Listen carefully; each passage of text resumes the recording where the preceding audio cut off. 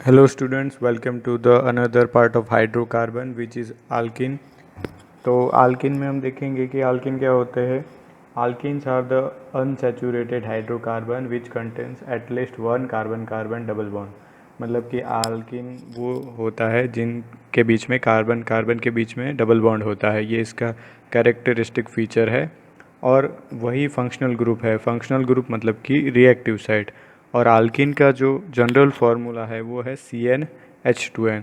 तो अगर स्ट्रक्चर इसका देखने जाए और कार्बन, ये जो आल्किन कंपाउंड होते हैं तो कार्बन कार्बन के बीच में जो डबल बॉन्ड है तो उस कार्बन पे कौन सा हाइब्रिडाइजेशन होगा, तो sp2 हाइब्रिडाइजेशन है। तो फर्स्ट नंबर आल्किन, जैसे आल्किन में फर्स्ट मीथेन से स्टार्ट होता है, आल्किन में है फर्स्ट मेंबर, आल्किन में है इथिलीन। तो इथिलीन फर्स्ट मेंबर है जो कि है CH2 डबल बॉन्ड CH2। तो वहाँ पे जो दोनों कार्बन है डबल बॉन्ड वाले वो दोनों sp2 हाइब्रिडाइज्ड है, जिनमें एक जो बॉन्ड होता है वो sigma bond and another one is weaker pi bond. तो जो sp2 हाइब्रिडाइज कार्बन है वो दूसरे दो हाइड्रोजन से जुड़ा हुआ है। इस तरह से फर्स्ट मेंबर जो आल्किन में है वो है इथिलीन, तो दो कार्बन वो दूसरे दो हाइड्रोजन, ऐसे करके उसका स्ट्रक्चर है C2H4।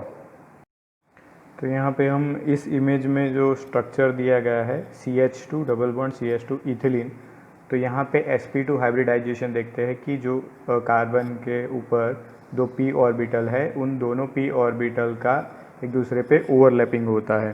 तो जो कार्बन कार्बन के बीच में फर्स्ट एक सिग्मा बॉन्ड है और एक है pi bond. Sigma bond strong होता है, पाई बॉन्ड वीकर बॉन्ड है। तो यहाँ पे जो सिग्मा बॉन्ड है तो उसकी अगर आप लेंथ देखोगे तो 1.34 एंगस्ट्रॉम है कार्बन कार्बन के बीच में, जबकि कार्बन हाइड्रोजन का जो लेंथ है वो 1.10 एंगस्ट्रॉम है। ये है इथिलीन का स्ट्रक्चर। नेक्स्ट मेंबर है इसी होमोलोगस सीरीज़ में, वो है प्रोपेलिन C3H6। तो आप देखोगे कि एक हाइड्रोजन को अगर हम रिप्लेस कर देंगे मिथाइल ग्रुप से CH3 से तो स्ट्रक्चर बनता है प्रोपेलिन का CH3CH डबल बॉन्ड CH2। अब हम बात करेंगे आइसोमेरिज्म के बारे में, आइसोमेरिज्म इन आल्किन। तो बात करते हैं इथिलीन और प्रोपिलीन की। तो इथिलीन और प्रोपिलीन के सिर्फ एक ही आइसोमर है जो वो खुद कंपाउंड है वही, और कोई और आइसोमर नहीं है। आइसोमर का मतलब ये होता है कि जो उनका मॉलिक्यूलर वेट, जो एलिमेंट है वो सेम रहेंगे, बट उनका जो स्ट्रक्चर है उसमें कुछ चेंज होता है, उसको बोलते हैं isomer. Now we consider butylene. अब ब्यूटिलिन की बात करेंगे, numbers of isomers are possible. We can write 3 structure, 1 butylene, 2 butylene and isobutylene. अब जो 4 नंबर का 4 कार्बन वाला आल्किन है ब्यूटिलिन या फिर ब्यूटिन, तो उसमें 3 स्ट्रक्चर है जो उसके आइसोमर है, 3 आइसोमर है। 1 ब्यूटिलिन मतलब कि फर्स्ट एंड सेकंड कार्बन के बीच में डबल बॉन्ड है। 2 ब्यूटिलिन मीन्स कि सेकेंड और थर्ड कार्बन के बीच में डबल बॉन्ड है।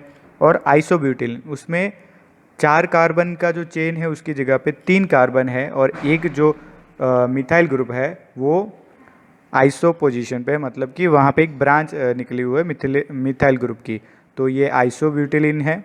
तो ऐसे ब्यूटिलिन के 3 जो है वो आइसोमर है। अब इनमें भी आगे हम देखेंगे कि और जो 2 ब्यूटिलिन है उसमें और कौन सा आइसोमेरिज्म आता है।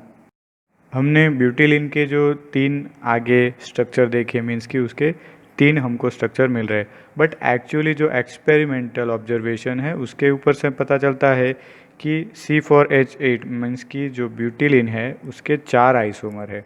तो अब यहाँ पे फोर्थ वन कौन सा है, तो अगर उसका फिज़िकल प्रॉपर्टी देखें तो जैसे कि बॉइलिंग पॉइंट है, मेल्टिंग पॉइंट है और डेंसिटी, तो इनके अलग अलग आ रहे हैं।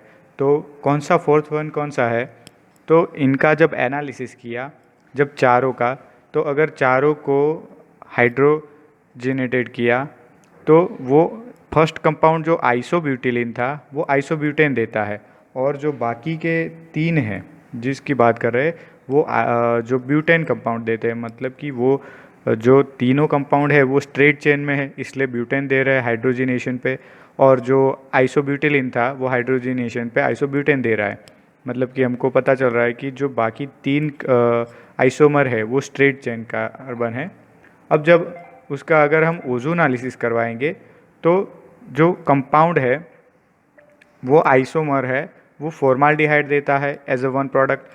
तो वो हमको बताता है कि जो डबल बॉन्ड है जो तीनों स्ट्रक्चर में जिसकी हम बात कर रहे हैं आइसोब्यूटिलीन के अलावा, तो वो एंड में डबल बॉन्ड है इसकी प्रेजेंस देता है जो ओजोनालिसिस पे फॉर्माल्डिहाइड देता है। इसका मतलब कि एक स्ट्रक्चर हो गया वन ब्यूटिलीन। अब उसके बाद बात करेंगे ओजोनालिसिस करेंगे तो जो स्ट्रक्चर था टू ब्यूटिलीन उसके लिए अगर वहाँ पे ओजोनालिसिस किया तो एसीटाल्डिहाइड प्रोडक्ट मिलती है। मतलब कि ये दिखाता है कि जो डबल बॉन्ड है वो सेकंड और थर्ड पोजीशन पे है। इसका मतलब अभी जो टू ब्यूटिलीन है वही उसके पास ही और दो स्ट्रक्चर है, मीन्स कि टू ब्यूटिलीन में दो और स्ट्रक्चर है जो हम आगे देखेंगे कि टू ब्यूटिलीन में एक होता है सीस टू ब्यूटिलीन और एक होता है ट्रांस टू ब्यूटिलीन। सीस का मतलब है कि जो दोनों हाइड्रोजन है वो सेम साइड है एंड ट्रांस का मतलब है कि दोनों ऑपोजिट साइड में है। तो इसको बोलेंगे हम जियोमेट्रिकल आइसोमर्स। तो ऐसे करके ब्यूटिलीन के टोटल 4 आइसोमर्स बनते हैं। अगर हम टू ब्यूटिलीन में अगर देखें तो यहाँ पे दो स्ट्रक्चर हमने देखे सीस और ट्रांस। तो ये सेकंड और थर्ड नंबर पे जो डबल बॉन्ड है, अगर ये डी और ई स्ट्रक्चर है ये एक दूसरे में इंटरकन्वर्टेड है। अगर हम इस पाई बॉन्ड को, ये जो सेकंड और थर्ड पे कार्बन है, इसको अगर हम रोटेशन करवाएं तो ये दोनों स्ट्रक्चर एक दूसरे में इंटरकन्वर्ट हो सकते हैं। बट अगर ये जो पाई बॉन्ड है वो वीक होता है, इसकी वजह से ये पाई बॉन्ड ब्रेक हो जाता है। तो अगर हम यहाँ पे सफिशेंट एनर्जी जैसे कि 65 किलो कैलोरी पर मोल इन फॉर्म ऑफ हीट और यूवी लाइट अगर हम पास करते हैं तो ये एक दूसरे में कन्वर्ट होते हैं। Thus, restricted rotation about the carbon-carbon double bond requires that the two sp2 carbon and the 4 other atoms attached to them lie in this same plane.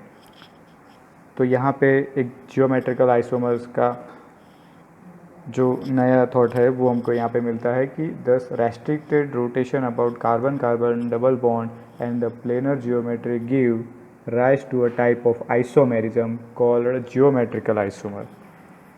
तो जियोमेट्रिकल आइसोमर्स के बारे में बात करेंगे।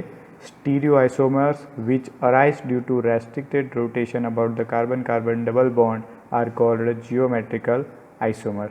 यहाँ पे जियोमेट्रिकल आइसोमर में दो है, cis isomer and trans isomer. जैसे कि आगे हमने सीस टू ब्यूटिलीन में देखा और ट्रांस टू ब्यूटिलीन में देखा कि सीस में दोनों हाइड्रोजन या आप देखोगे कि दोनों मिथाइल ग्रुप है ये एक ही प्लेन में है, जबकि ट्रांस टू ब्यूटिलीन में जो मिथाइल ग्रुप है और हाइड्रोजन है दोनों एक दूसरे के ऑपोजिट में है। अब इस स्लाइड में हम देखते हैं कि कंडीशन फॉर जियोमेट्रिकल आइसोमर बनने के लिए कंडीशंस क्या है। तो फर्स्ट कार्बन कार्बन के बीच में डबल बॉन्ड होना चाहिए, फर्स्ट ये कंडीशन है। सेकंड ये कि जो कार्बन है जहाँ पे दोनों डबल बॉन्ड है उस कार्बन पे दोनों आइडेंटिकल ग्रुप नहीं होने चाहिए, मतलब कि एक ही कार्बन पे दोनों सेम ग्रुप नहीं होने चाहिए। जैसे कि हमने ब्यूटिलीन के 3 जो आइसोमर देखे, टोटल 4, उसमें 1 ब्यूटिलीन, 2 ब्यूटिलीन और आइसोब्यूटिलीन। तो 1 ब्यूटिलीन और आइसोब्यूटिलीन जो है वो जियोमेट्रिकल आइसोमर्स नहीं बनाते। बट जो 2 ब्यूटिलीन है उसमें हमको पता है सीस एंड ट्रांस है। तो सीस और ट्रांस में जो एक कार्बन है वहाँ पे दोनों अलग अलग फंक्शनल ग्रुप है, तो इसकी वजह से वो जियोमेट्रिकल आइसोमर्स बनते हैं। On this basis, we found that propylene, 1-butylene and isobutylene should not geometrical isomerism. मतलब कि प्रोपिलीन जो है 1-ब्यूटिलीन है और आइसोब्यूटिलीन। तो यहाँ पे आप जो डबल बॉन्ड वाले कार्बन है वहाँ पे देखोगे कि फर्स्ट कार्बन है तो वहाँ पे सेम दोनों हाइड्रोजन है। 1-ब्यूटिलीन में वहाँ पे भी सेम दोनों हाइड्रोजन वन साइड में है। और अगर आइसोब्यूटिलीन की बात करें तो वहाँ पे दोनों कार्बन जो फर्स्ट है वहाँ पे दोनों हाइड्रोजन और सेकंड कार्बन पे दोनों मिथाइल ग्रुप है। मीन्स कि दोनों आइडेंटिकल ग्रुप हो जाने की वजह से ये जियोमेट्रिकल आइसोमर नहीं बनते। बट यहाँ पे नीचे जो है स्ट्रक्चर देखेंगे कि सीस 1,2 डाइक्लोरोइथिलीन और ट्रांस 1,2 डाइक्लोरोइथिलीन। तो ये दिखाता है जियोमेट्रिकल आइसोमर, बिकॉज यहाँ पे अगर आप एक कार्बन पे देखोगे तो एक क्लोरीन है और एक हाइड्रोजन है, सेम दूसरे कार्बन पे भी वही है, क्लोरीन और हाइड्रोजन। तो ये जियोमेट्रिकल आइसोमर बताएंगे। अगर एक प्लेन में है तो ये सीस 1,2 डाइक्लोरोइथिलीन और है दूसरा है ट्रांस 1,2 डाइक्लोरोइथिलीन जो कि ऑपोजिट प्लेन में है। अगर हम अल्किन की बात करें, अगर यहाँ पे हमने 2 ग्रुप की बात की, अगर यहाँ पे चारों फंक्शनल ग्रुप जो है अगर वो डिफरेंट है तो फिर इसके लिए एक दूसरा नोमेनक्लेचर है, उसको बोलते हैं EZ nomenclature, entgegen and zusammen nomenclature. तो यहाँ पे नेक्स्ट लेक्चर में हम देखेंगे EZ नोमेनक्लेचर। तो ये था ज्योमेट्रिकल आइसोमेरिज्म।